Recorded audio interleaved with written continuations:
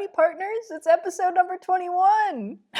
We are 21 and we are cowgirls. We're cowgirls. I'm back from Texas, and it hasn't changed me at all. This is totally how I've been dressing this whole time. It's a very special episode we It's brought you. one of the most special episodes. It's gonna get heated, it's going to get rowdy, and we brought you some art, we brought you some cultural programming for your free time. We're going to tell you what we got up to this weekend and what you can get up to in our gallery.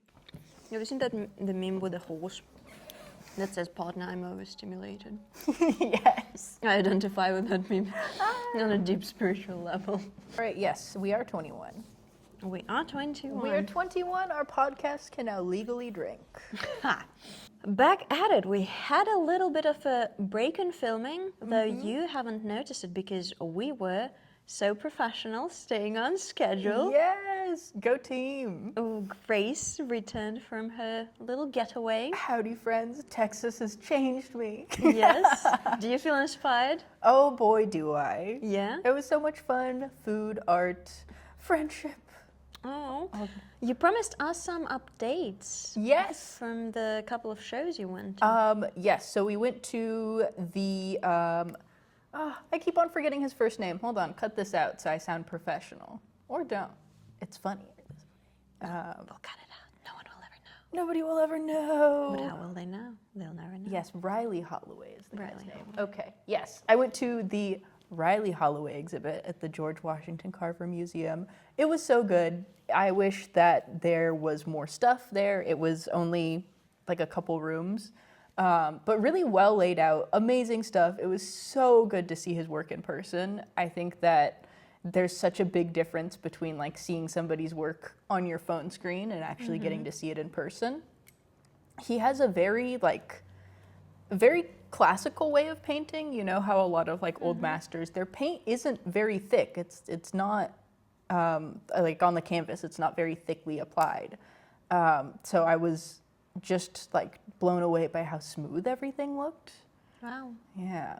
And just, yeah, the way that he does his compositions, where he'll use like multiple, he'll do diptychs, but he has like, you know, one that's horizontal and one that's vertical to create like a sense of space and narrative. It's just really, really cool. It was great to see it in person, and yeah, loved his show. Loved getting to see it. And they also had other exhibits at the George Washington Carver Museum itself, a little bit talking on like, you know, slavery and the fight for freedom in Texas and Austin specifically.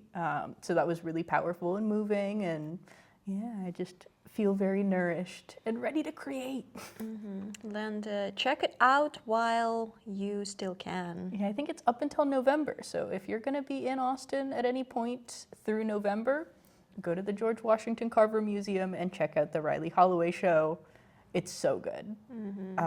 Yeah, this show is based on like nostalgia, especially in the current socio-political climate with like, you know, people who are talking about making America great again, or trying to platform themselves based on ideas of like this distant and idealized past, which like was not true for the majority of the people living here. Like, you know, but you know, to say the quiet part, like white men had it good in the 50s, I'm sure.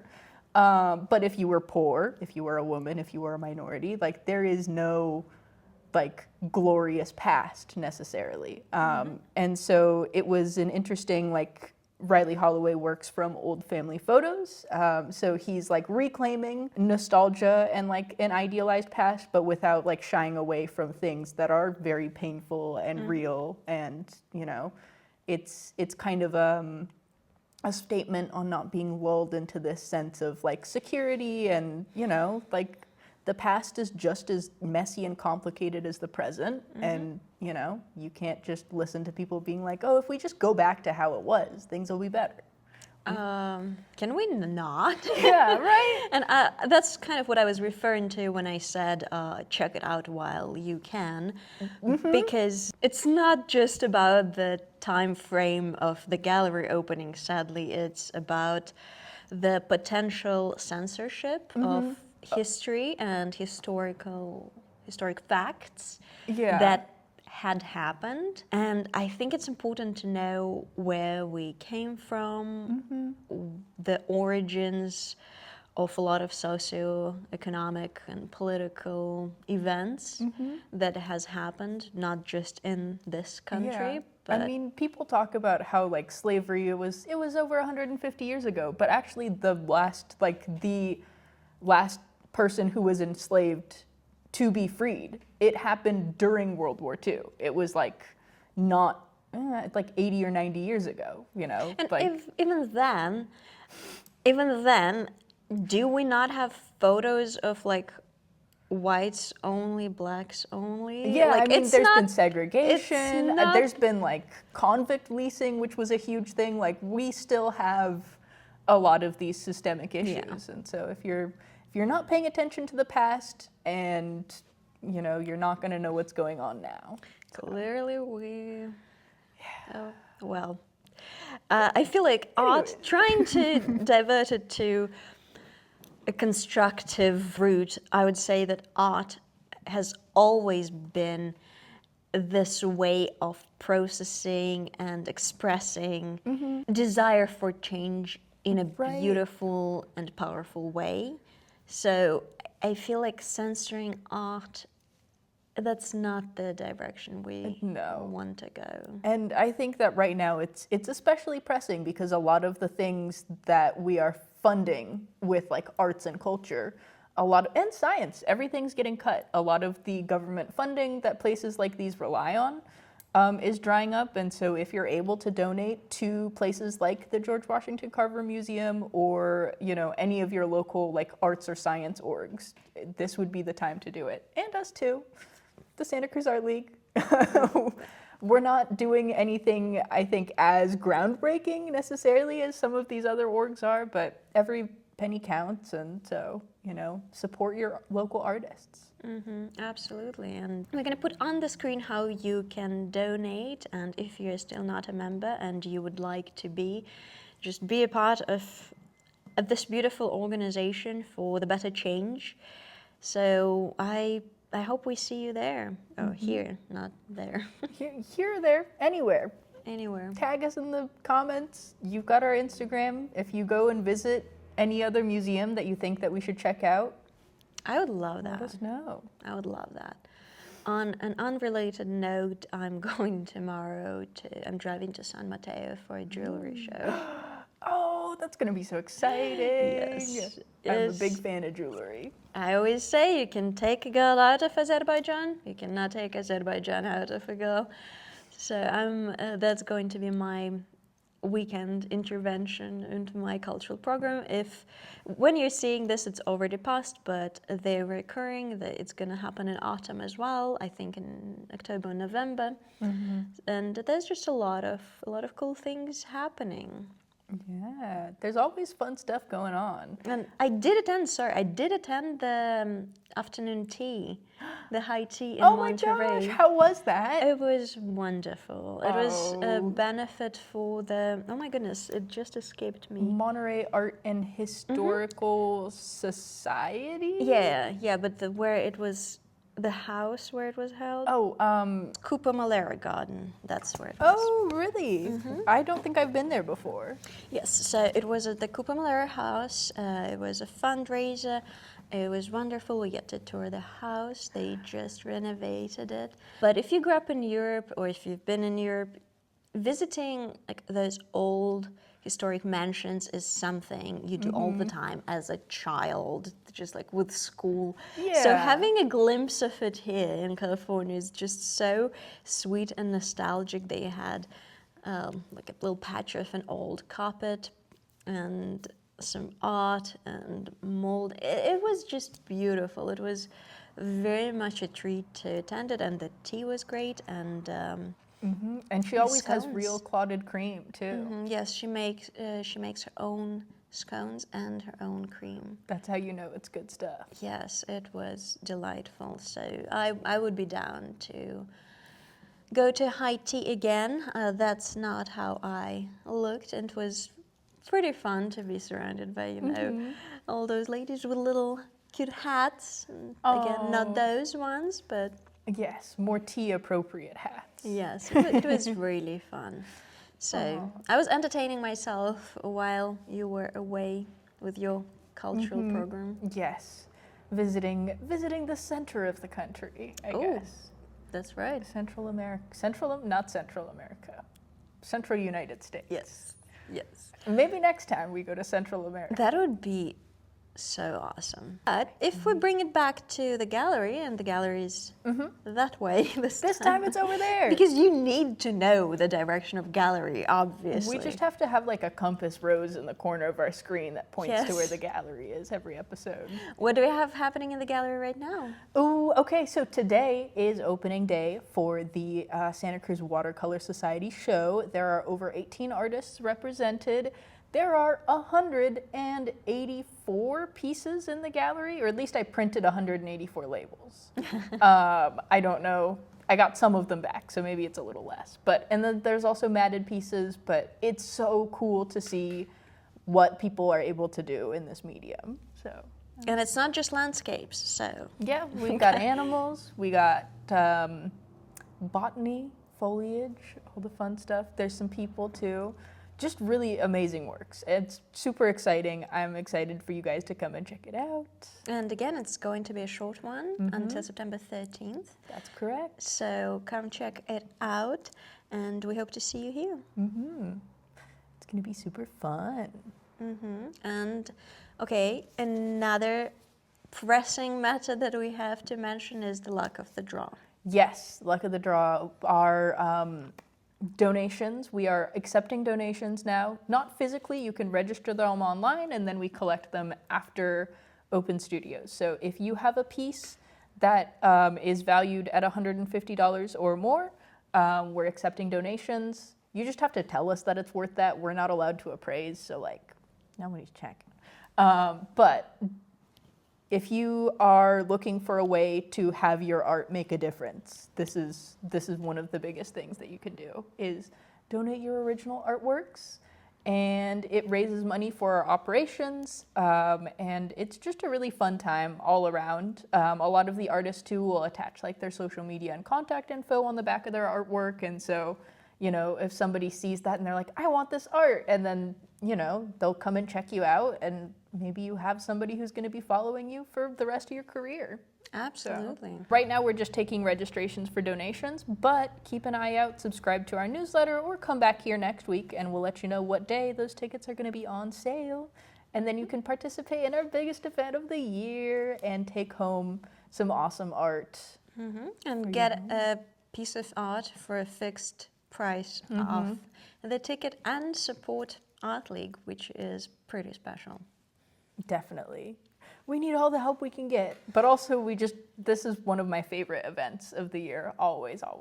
It's going to be fun, so I hope you attend. You better. You better. You better. We might not be wearing cowboy hats. We're going to be there. But by God, we'll be wearing something. I hope so. We better. We're not in that much desperate need of money to support this organization. Oh boy. But hey, every cent counts, I guess. Yeah, we're gonna go and yoo-hoo. Look, if it's for a good cause, it's for a good cause. I can't even blame jet lag. Yeah, what's the time difference with It's like Texas? 2 hours. 2 hours. It's 2 hours. It's not that bad. All right. But we're happy to have you back. It's so good to be back. Oh, I had Michelin star barbecue also. Ooh. Yeah, that was pretty good. We went to Leroy and Lewis barbecue. It was super good. I got, they had beef cheek confit.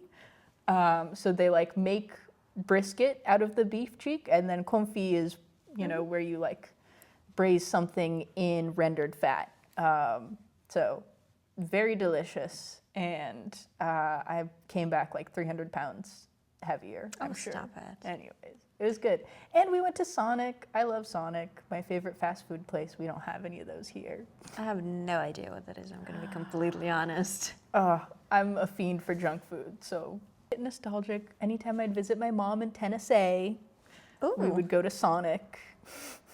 I feel like I'm lacking in the fast food education, like Yeah. severely lacking, because I've only tried Taco Bell, and that's it. Probably better for you that you haven't tried the fast foods. But I feel like I'm missing the cultural, aspect that glue that's holding America together. Yeah, it's very blue collar, you know. Well, I try everything at least once. There we go. All right, we're gonna go to Sonic one of these days. Sure, and then one of those episodes when, we have enough funding for our podcast, Yeah. we're going to be making field trips out in the wild. Yeah, that'd be super fun. Let us know if you want us to do a Diners, Drive-Ins, and Dives style spinoff. Sure, we're going to be visiting galleries and eating food. And eating food. Honestly, I'm down. That's all I want to do, honestly. That sounds amazing. Okay, thumbs up, do all that thing. But Yeah. Grace is so much better at that spiel, and she'll give it towards Smash that like button. There is you what go. we say. I love when she does that. Yeah. Okay, and you'll have to wait till the end till she gives you the full full spiel. shebang. Yeah. Yes. But All right, on to double feature. double exposure. Exposure, double exposure. One of those. Something. It's double something. Double trouble. Something. That's us. And this episode, I have a classic artist. You have a I've got contemporary. contemporary artist. All right, so this artist was actually, I found them through Content Magazine, which is a quarterly magazine based out of San Jose. And this artist, she does tattoos. And then also she does these beautiful acrylic and ink drawings. Whoa. But she has kind of a Eastern influence, and so it's a lot of like organic, just wonderful things. She also does tattoos, as you can see. Whoa. Super badass. Oh, I love anything anatomical. Yeah. Yeah, it's like this wonderful mix of like illustration and like anatomical, and it flows. All of it flows. It's very unique looking. Yeah, her stuff is so cool. I feel like she should be illustrating books. Right? You know, Some of it feels very like grim storybook. and with such distinct styles, how the human face goes into a skull of an animal, and Yeah, there's like a little frog and there's a little mouse. very Baby fairy mouse. tale like. Right? It's like kind of grim fairy tales. And, you can see kind of like, I think that the artist is Japanese. And so there's a little bit of that inspiration there as well. And then you can see like she has her little hanko, her stamp. And it's also multiple mediums in one, too. Yeah. As we love in this podcast, as you Right, know. it's just a real multidisciplinary. I know it's a kitty. That is so much work. I know the amount of time that she spends, and I like tattoo artists in general. I think you have to have a very steady hand, and so you get a lot of these like very beautifully rendered pieces. Wow. Cafe studies. Oh, she also does cafe. Yay! I love going Drawing. to a little coffee shop and drawing. Whoa. Yeah. That is almost Mucha style, and I'm looking from a post from September 16, 2024. The foliage and the colors is almost like Alfonso Mucha, but the subject itself is obviously so different and so contemporary, and the flow of hair is almost that kind of like throwback to the classics. Right. It feels very Art Nouveau, like Gibson Girl-esque. And Let then me show you what I mean. the way that like the kind of flesh and guts and all of it flows into that. Here, I'm just sending them to you while we're thinking about it.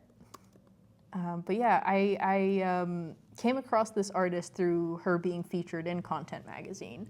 That's what I'm. Yeah, that's the one. I love the blending of styles all day, every day. Yeah, and then she does realism really well as well. But then when she does kind of more graphic, like, I guess comic booky is how I would describe some of this. Very talented. Yeah, she does botany very well.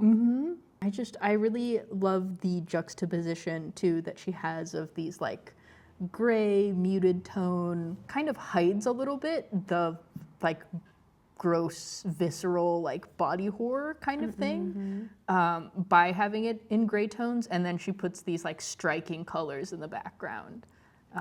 It's very eye-catching. Yeah, it almost seems like this reddish orange is her signature color because it's on her avatar as well, and a lot of her works featured similar shades of it. Right. Her use of color is super interesting. Unusual. Oh, that's where I love anatomy and I love botany, so that's A little combination of the both. sunflowers. Anatomy and sunflowers. That is a very creative mind that it has to be to combine the two so masterfully. Right? Yeah, and that is already a different style. That's so beautiful, bizarre. Yeah. She had an art prize in 2023. Yeah, her stuff is just, it's fantastic. It's otherworldly. It feels like it has just a beautiful flow to it. And I could just stare at it for hours and hours. It is especially the ones that are so detailed. I feel like the more you zoom in, the more Right, there's more for you to see. tiny details It's just packed. that you can notice, like this bird eating another bird. Or there's like mushrooms and there's eyes hidden in the hair here. It's so cool. And like another skull, it's almost like Where's Waldo? Just spooky. It's just, yeah, it's macabre and it's beautiful. And yeah, that was her feature in Content Magazine. She had an artist profile. And her name is Hannah Locke. Hannah Locke. Let's see, it says human and animal skeletons interacting with the mortal coil they just shed. Or a nude woman standing in a pond holds a severed head that's surprised, aware, and beguiled with its situation. Or a mandolin? Mandolin. Yes, I can read. Mandolin playing frog, serenading a girl with a transparent torso from inside, which another frog regurgitates an ornate flower garden. If the old proverbs, art is long, life is short, and art improves nature is true, then illustrator Hannah Locke's pieces ask what we continually reconsider mortality through macabre lens. Yeah. That's a good description of it. Yeah. Hannah Locke says, it's morbid curiosity in a way that sucked me in, and I never left. Anyways, Beautiful. amazing work. And just like the triptychs and the, I don't know what it's called when it's 4. Quadra or something. Quadriptych? Quadriptych. I don't know. Anyways, they remind me of like traditional like byobu, like the Yes. screens that you have in How large are these? Does she 24 by 7? It is large. it's huge. That's I know. It's like I need to see. Look at that. It's amazing. Now you know. the more you know. The more you know. She says I like to draw bones, guts, and flowers. I like that. Ooh, and Who doesn't? now I have the very opposite, I guess, as we can go. Oh, is for it time for classic. Renoir?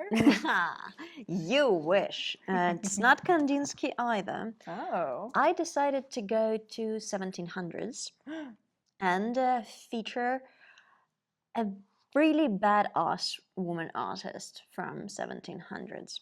So let me close the Alphonse Mucha and introduce you to Angelica Kaufmann. Ooh. Yes. When was she born? 1741. Okay. October that's- 30th. Her birthday's coming up soon. Oh, congrats, girl. Hell yeah. Okay, she was born Anna Maria Angelica Katharina Kaufmann. And the reason I wanted to feature her is because she was one of the most prominent women painters in 18th century, 18th beginning of 19th. Mhm. Very beginning of 19th, okay.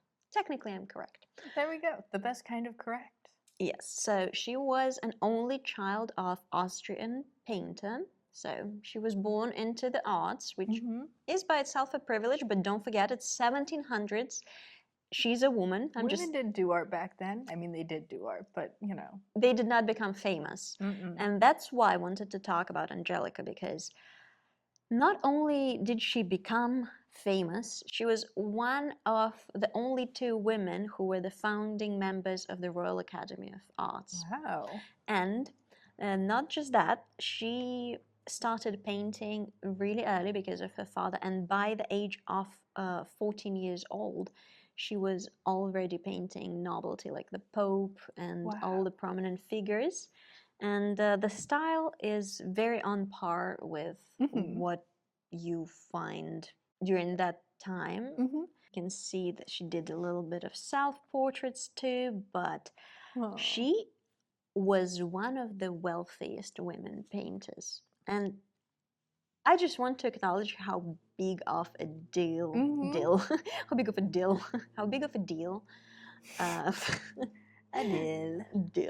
big of a deal that was in 1700s. To not just do your little arts and paint your little pictures, but be wealthy and have a fortune. Right, and be made successful of that. from your art. Exactly. I mean, that's hard to do now. Yes, so as you can see, her style is more like neoclassicism, and some of those later ones, they kind of border on Rococo. One of my favorite style movements. Yeah, if you look at just like the portraits, they're very neoclassical.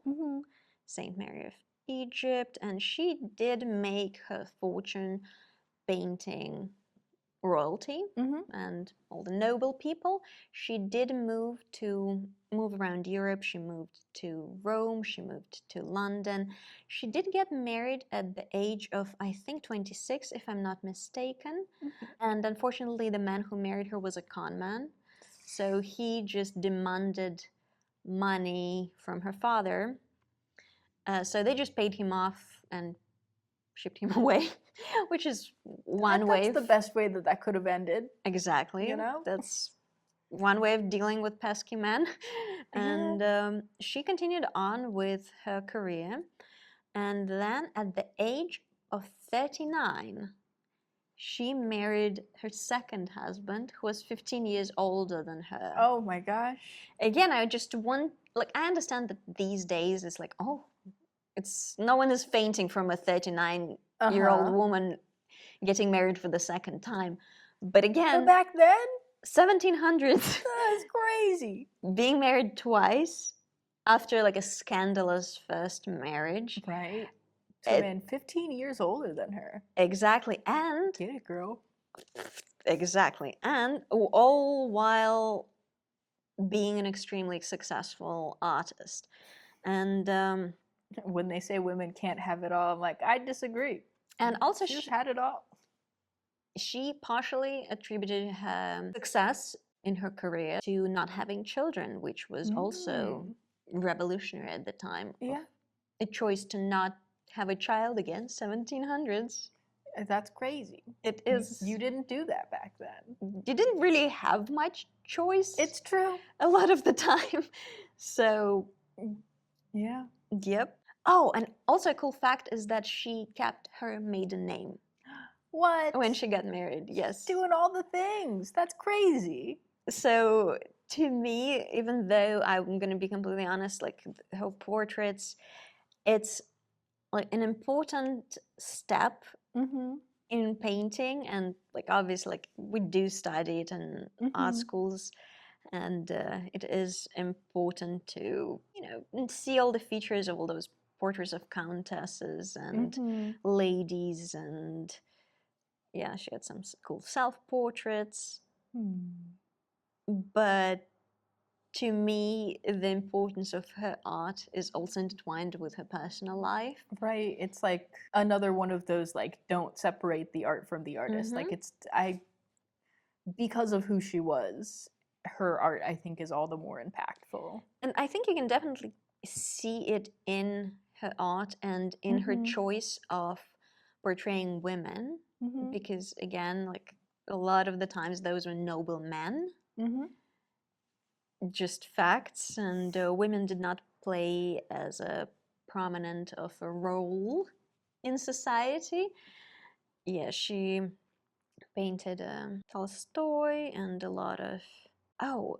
who was she friends with? She was friends with Goethe and sculptor Canova at the time. So she was revolving in those... She was rubbing elbows with all the cool people. Exactly. And when she passed in 1807, she was buried next to her late husband, who passed before her.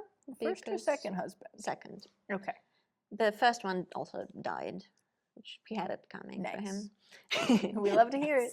Yeah, so she was 66 years old when she passed, which is obviously... She had a pretty good run. That's crazy. Now, again, it's not that long of a life, but again, 1807, that's right. Pretty good. This woman lived through the 1700s and she had 2 husbands, and no kids. Kept her maiden name and did not have children. Kept her maiden name. Sick at artist, very cool artist, and was able to support herself through that. That's incredible. And partially because of that lifestyle, she had some influential patrons like Catherine the Great and a lot of like Russian royalty who wanted to commission portraits and artworks and just buy her art.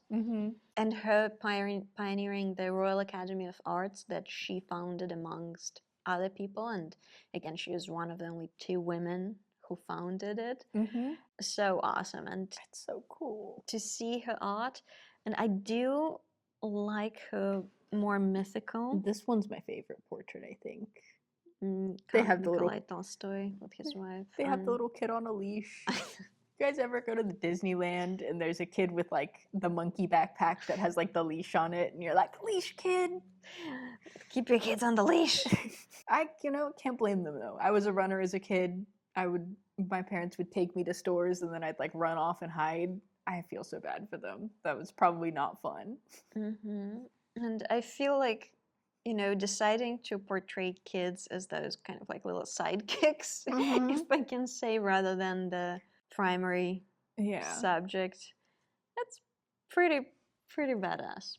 Well, obviously oil was not groundbreaking at the time, but again, I think it's not the medium or even the subjects per se that draw the significance of her as an artist, but rather the influence that she had, because obviously that was a figure of influence at the time. I love the composition. I love the red and green. It's so good. It's so good. Yeah, she drew some scenes from Shakespeare. And again, she was friends with Goethe, so she was well established in the circles with philosophers and writers. And what a life to live. What an intellectually stimulating life. So yeah, I wanted to quickly highlight her as an artist, and there's some of her self-portraits. She's gorgeous. All that, and she's pretty. What can't this woman do? I know. So I'm glad I got to talk about Our Lady Kaufman and her prominent work, because go girls. Maybe in, I don't know, 300 years, they are going to be talking about something that was happening these days. And be like, oh, in 2020, they were Can you doing believe this? she was doing this? She had an AI lover? Oh, brother. They updated ChatGPT recently, and then a bunch of people who were very close with their AI companions were upset because they're not responding the same anymore. That's probably for the best. Not to be insensitive to their feelings. It makes me so sad for them because, I think that's losing a friend. I It's mean, not a friend. it's not a friend. It's a robot. It doesn't have It's- feelings, but I feel like it feels the same in your brain, you know? Yeah, that for sure. Like I feel really yes. I feel really bad for them. And like it sucks that the companies are doing that. And I don't know. I don't think they should have had, like, don't rely on AI too much for friendship. Fair warning. Don't rely on AI at all. That too. Okay. Anyways. No. We're going there because in the end of the day, that's not a friend. That is a computer program that is owned by a corporation. It's also built to placate you and like tell you what you want to hear, so it's not very good for personal growth. Which yes, thank you. Because I've talked to, like, let's say, people.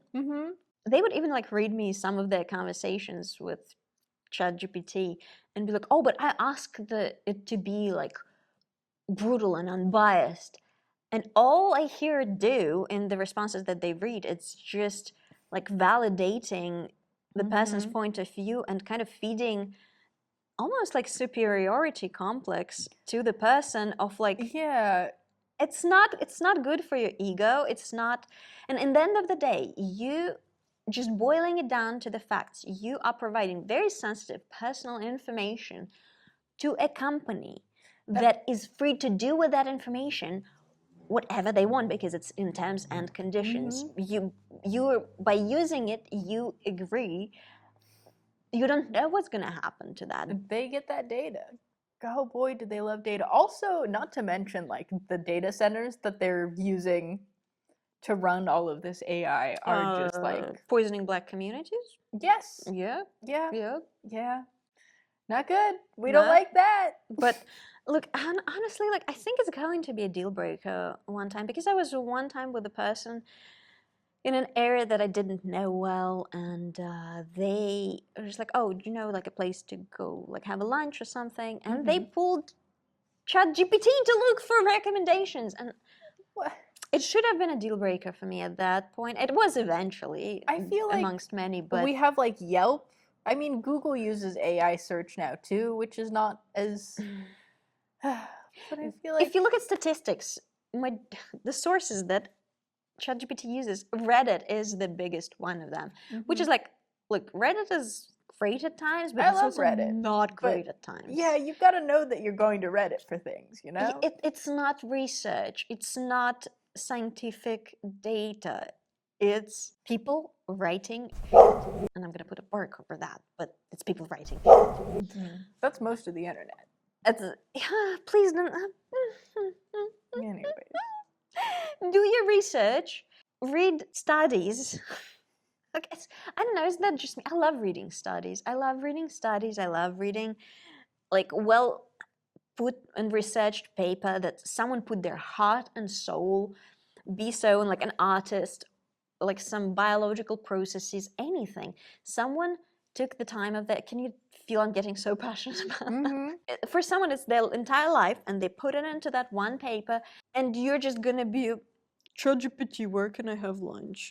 Oh my god. Yeah, I don't know about using ChatGPT as a search engine. It's not a search engine. It's a language model. People use it for everything, and it's terrifying. And look, I'm not judgmental. I know it might sound like it, but not that it can't be helpful, like, you know, but yes, it can be, but it's not tool. a search engine. It's a tool to help, and also it's not environmentally good. And oh my god, have you not seen Matrix? Okay. Not the Matrix. I don't want to be a battery. Can't wait to be a battery. Brain off, just chilling in nice soup. Ew! That's how I want to go. No. Okay, you see, that's why we work, because we can agree to disagree. I do not want to be soup or in soup. I would love to be soup. I would love to live in soup. If they were like, you just get to nap in this pod for the rest of your life and plug into the Matrix, I'd be like, that's tempting. No, I'm like, free me. When people are like, what do you want to do when you grow up? And I'm like, I want to go to bed. I want to be in soup. I would love to be in soup. Well, aren't we getting passionate about good stuff?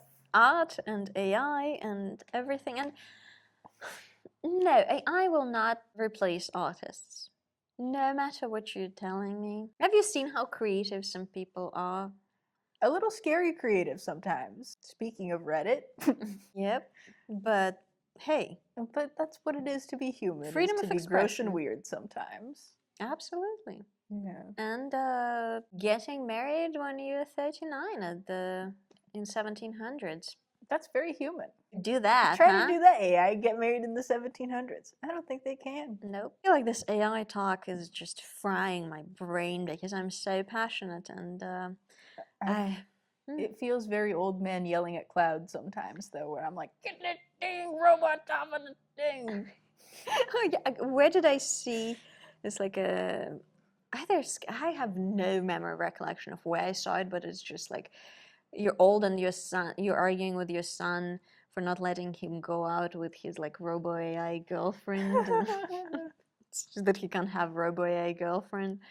Like, oh God, is that the future? Oh man. You know, there was a thing recently, they were like, oh, we have like an AI K-pop idol. I was like, this feels a little dystopian, but then I'm like, but Hatsune Miku's pretty great, and people love Hatsune Miku. She's like a Vocaloid, which feels, you know, she's like an animated character and like her like not a real pop star. But I don't know if like what is the difference between like Hatsune Miku feels like she's not AI, but she is like not a real pop star. And like that and like this K-pop idol that's like AI generated. I think for me, the difference is with who's behind it and what the motives are. Because a lot of the technology, like behind AI, it's driven to feed consumerism and to sell you things and to know you and your behavior and your patterns, to market better for you so that you can consume more and rely on it more.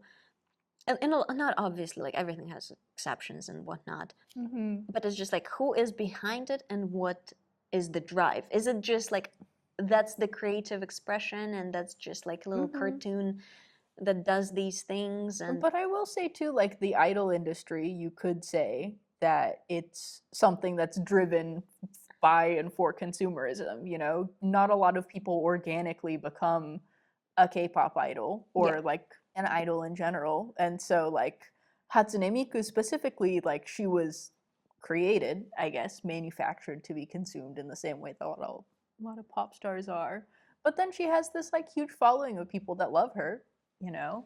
So I'm like, where's the line? Interesting question. I can't wait to go into the gallery and look at some watercolor paintings. Yeah, to be that's gonna be completely so nice. honest, because I feel like that's going to be my refuge from all of this. To Bring me back to the analog art. yes, honestly, I just need me some watercolor. If you do need to use some watercolor, come on over to our gallery. It's open until 13th. And again, submit your art and look out for when the tickets for Luck of the Draw are going to be on sale. Yes. And I feel like we need to wrap this up because yeah, we can just thank you for joining us on this very yeehaw episode of the Santa Cruz Art League podcast. Tune in next week when we won't be dressed as cowgirls, but we'll still be here. Yeah, we'll still be here. Perhaps we'll be dressed as something else. Well, we for sure will be dressed. Yeah, rest assured. Rest assured. All right, Grace, would you do me the honor of? Oh yes, of course. Let me think of some more cowboy aggressive verbs for things that you can do to our subscribe and notification bell. Lasso. Yeah, lasso that subscribe button. You know, shoot that notification bell with your 6-shooter. Treat the notification. Did I say notification bell already? Okay. Make sure to spittoon that like button. I did not see that coming. That took me off guard. But yes, please do that. Yes, and have a rootin' tootin' rest of your day. What she said. Yee, and we cannot stress this enough. Ha. I'm crying a little bit every time. Every time she makes me cry. Every day, you know, we like to laugh around here. I love comedy. Yes, we're so funny. Oh, we're so silly.